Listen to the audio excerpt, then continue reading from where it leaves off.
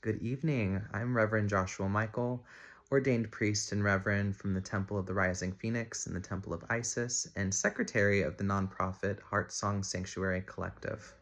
This is our weekly sermon on Wednesdays, where we'll be exploring different messages and community agreements. And this week I have the pleasure of exploring the topic of dissolving the need to be perfect, one of our many beautiful community agreements. So, as I've been exploring this subject for the past few weeks, the title has come to me as Trusting Imperfection.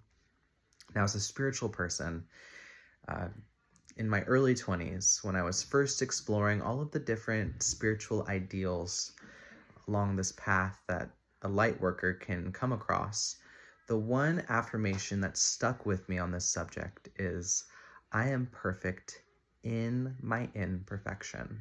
And I remember thinking at the time, this is a liberating affirmation, a beautiful permission to give myself, someone who is steeped with insecurity for such a long time, most of my life. This felt empowering and liberating. And it was such a profound perspective in a society where being perfect is kind of drilled into your brain. You gotta be perfect looking, you have to be perfect acting, mentally perfect, emotionally perfect, spiritually perfect, you name it. Perfection is this all elusive standard that none of us really seem to be able to meet. And if you think about it, when I am personally going after a goal, I am striving for perfection. I'm striving for a feeling of validation through this idea of perfection, and it's holding me hostage from feeling content where I am. The idea of perfection holds you hostage and doesn't allow you to really enjoy the process or the journey to refinement. When I'm picking a bowl of fruit, I usually pick the perfect one. Any fruit with bruises on it, I am ignoring. I'm avoiding it. And if I do pick it up and I do start eating it, I'm eating around the bruises.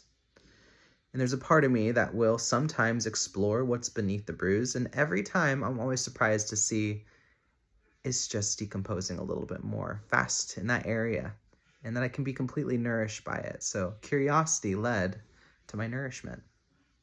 Curiosity led Siddhartha outside of the walls of his kingdom that his parents had for him.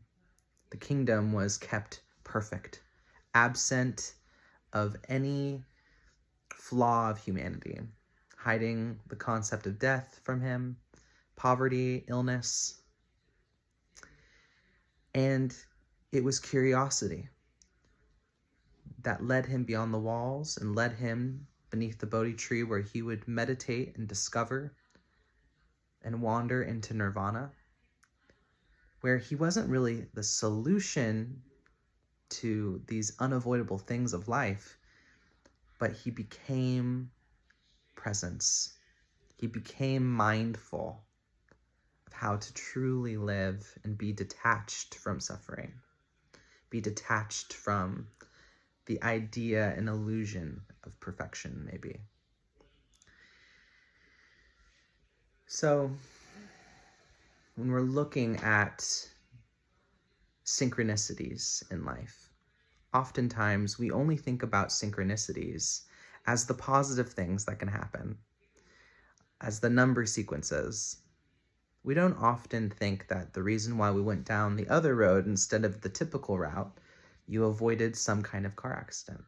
Or maybe you made a mistake somewhere that led to something greater.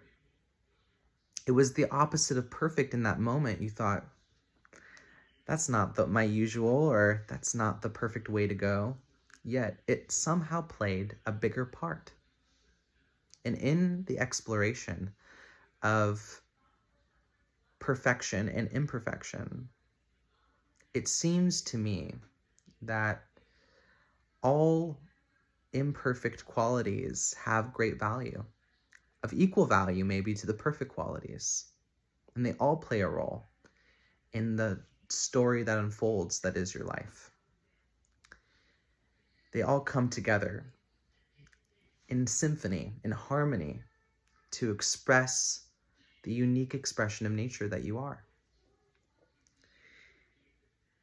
And I think it was Frida Kahlo that said, if you waste your time trying to be perfect or more intelligent, you're wasting your time on people who aren't witnessing you through their heart.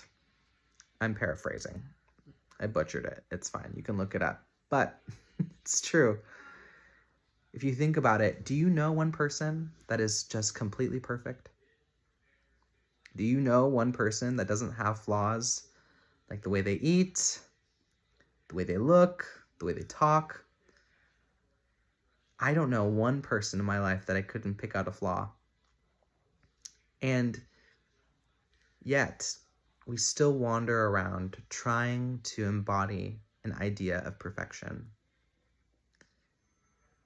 So in this moment, I want you to take a deep breath, and I want you to think of those imperfections, which I'm sure are bubbling on the surface. So take a deep breath with me. This is kind of an adapted exercise from Teal Swan, where you can say, I give my body permission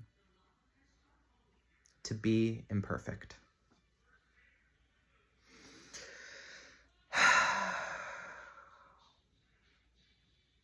I want you to feel how that feels in your body. I feel liberated. I feel better. I can drive myself crazy trying to be perfect at anything. And then something that can be beautiful, like living, becomes suffering. So I surrender to my imperfections. I am perfect in my imperfections. And I trust that my imperfections that I see in myself and the people around me hold a great role in the evolution of humanity, in the evolution of their lineage and mine. I thank my bullies, I thank my insecurities for pushing me forward to heights of perfect imperfection, to pushing me forward into heights of loving myself deeper and more fiercely than before. And give myself a big hug.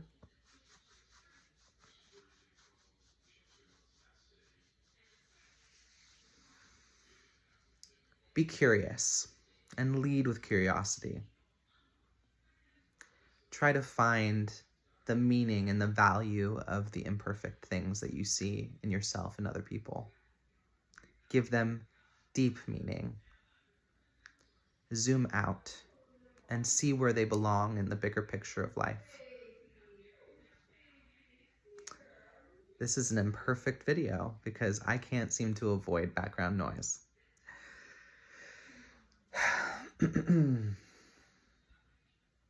If all expressions of life are divine and of God and Goddess, then so are the imperfect expressions. Then all the bad people in the world actually play a role in the big, beautiful meaning of life.